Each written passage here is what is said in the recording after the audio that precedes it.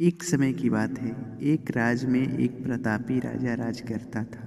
एक दिन उसके दरबार में एक विदेशी आगंतुक आया और उसने राजा को एक सुंदर पत्थर उपहार में दिया। राजा वह पत्थर देखकर बहुत ही प्रसन्न हुआ। उसने उस पत्थर से भगवान विष्णु की प्रतिमा का निर्माण कर उसे राज के मंदिर में स्थापित करने का निर्णय लिया और प्रतिमा निर्माण का कार्य राज के महामंत्री को सौंप दिया। महामंत्री गांव के सर्वश्रेष्ठ मूर्तिकार के पास गया और उसे वह पत्थर देते हुए बोला, महाराज, मंदिर में भगवान विष्णु की प्रतिमा स्थापित करना चाहते हैं। 7 दिवस के भीतर इस पत्थर पर भगवान विष्णु की प्रतिमा तैयार कर राजमहल पहुंचा देना। इसके लिए तुम्हें 50 स्वर्ण मुद्राएं दी जाएगी।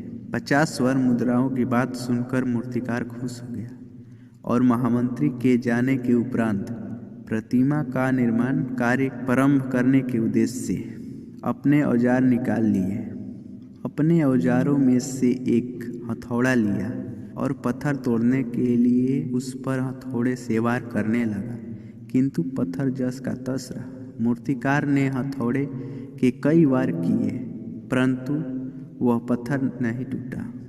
50 बार प्रयास करने के उपरांत मूर्तिकार ने अंतिम बार प्रयास करने के उद्देश्य से हथौड़ा उठाया, किंतु यह सोचकर हथौड़ा रख दिया कि 50 बार वार करने पर यह नहीं टूटा तो इस बार क्या टूटेगा।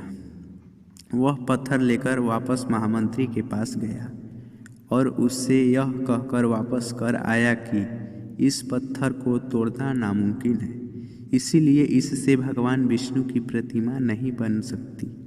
महामंत्री को राजा का आदेश हर स्थिति में पूर्ण करना था, इसीलिए उसने भगवान विष्णु की प्रतिमा निर्माण करने का कार्य गांव के एक साधारण से मूर्तिकार को सौंप दिया।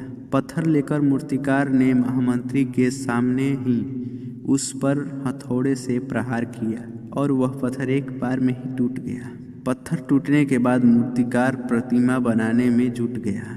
इधर महामंत्री सोचने लगा कि काश पहले मूर्तिकार ने एक अंतिम प्रयास और किया होता तो सफल हो जाता और 50 स्वर्ण मुद्राओं का हकदार भी बनता।